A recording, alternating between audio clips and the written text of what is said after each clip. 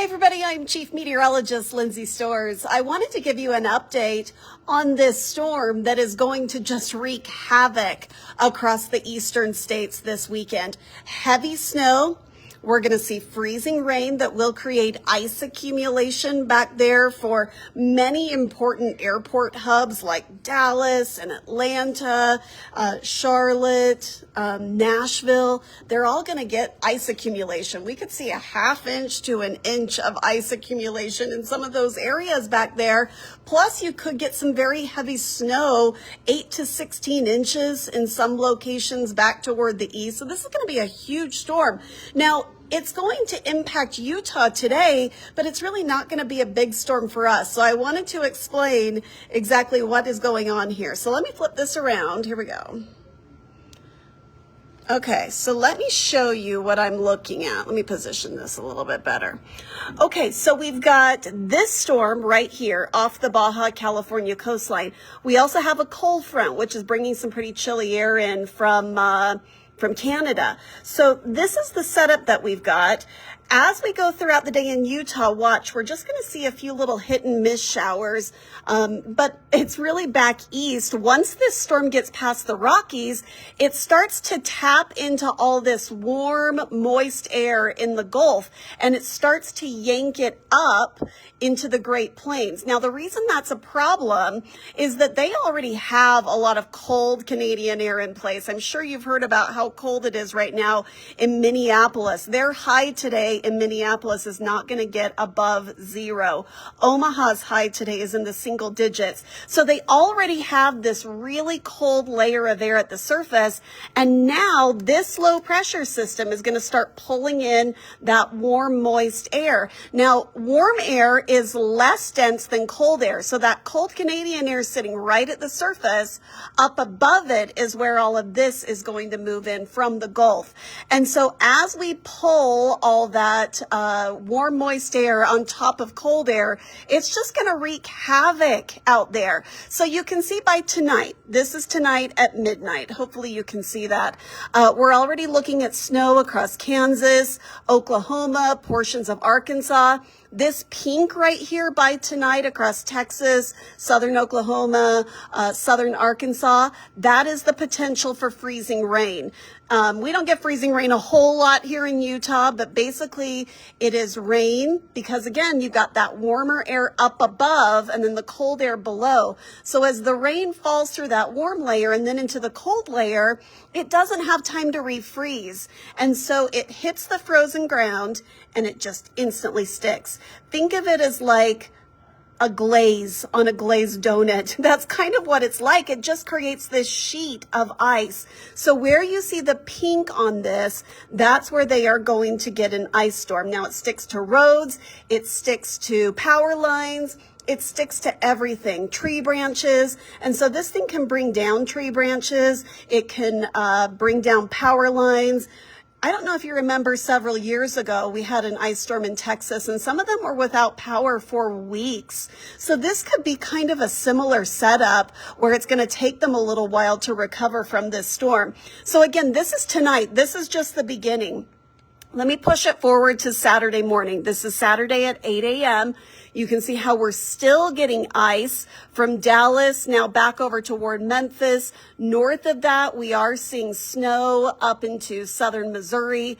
Oklahoma is still getting snow at this point.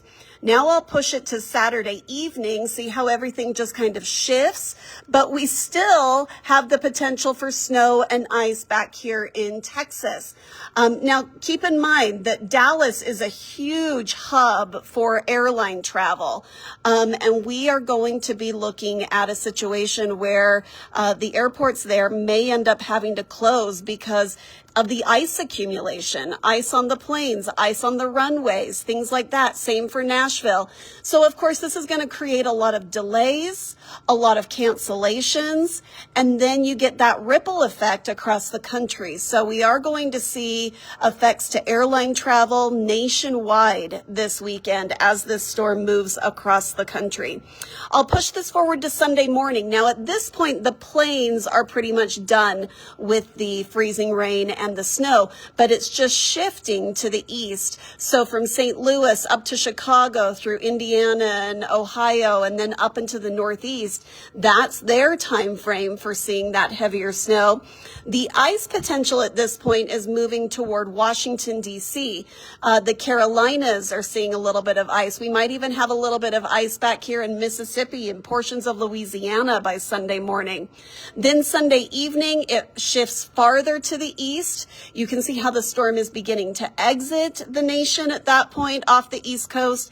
And then eventually we are going to see it moving out to sea by Monday morning. And that's when we'll pretty much be wrapped up. So take a look at how much snow they are going to get over there. Where you see this purple and pink shading, that indicates the potential of 8 to 16 inches of snow. And there is a huge wide swath of that all the way from New Mexico toward New York City. Isn't that incredible? So they're just going to get dumped on with snow. We don't get much snow at all out of this storm. You can see how minimal our snow amounts are. But again, you mix it with that Gulf moisture. Once that storm gets over here and taps into the Gulf, man, there's just so much moisture for this storm to work with.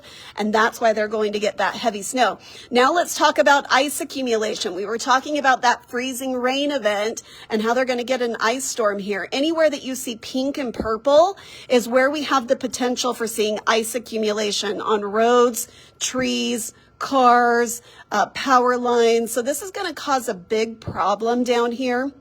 You've got this large swath of purple, which indicates heavy ice accumulation, an inch or more of ice accumulation back there from this system. So that's Dallas, Memphis, Nashville, Atlanta, Raleigh, Washington, D.C., all are going to get this heavy ice accumulation, which can cause power outages as it takes down the power lines and things like that. It cancels flights, as I mentioned. So this is going to be a big deal, not only for the eastern states, but for all of us across the nation as we get that ripple effect. Maybe you're expecting a package that's coming from this area. It's going to be delayed most likely. If you've got somebody flying in from this area or anywhere, they could end up getting their flight canceled. Say that you've got somebody flying in from Wichita, as an example. They're going to get a little bit of snow, but not a ton there in Wichita. But the problem is if their plane is coming to pick them up from Dallas, it's not going to get off the ground. And so then it just impacts areas that aren't as affected by this winter storm. So that's a look at what I am looking at. Sorry, this thing's like falling. As far as this storm goes back east, again, it's the storm that's going to impact us today here in Utah, but it's just not going to have the same effect here as it's going to have off toward the east once it interacts with that Gulf moisture. So hopefully this helped explain to you why that storm is going to become such a major storm when it's really not doing a ton for us here in Utah other than to give us a few little scattered rain and snow showers. If you've got family and friends back there, I hope they're ready for this winter weather that is headed their way with heavy snow, ice accumulation, and we could get some pretty decent thunderstorms right along the Gulf Coast as well. So thank you so much for watching. I hope you have a happy and safe weekend. I'll see you on 2 News at noon, and then of course I'm back next week as well. And Jill Margetts will be here over the weekend to keep you updated on this storm as it works its way across the country. Thanks so much. Bye.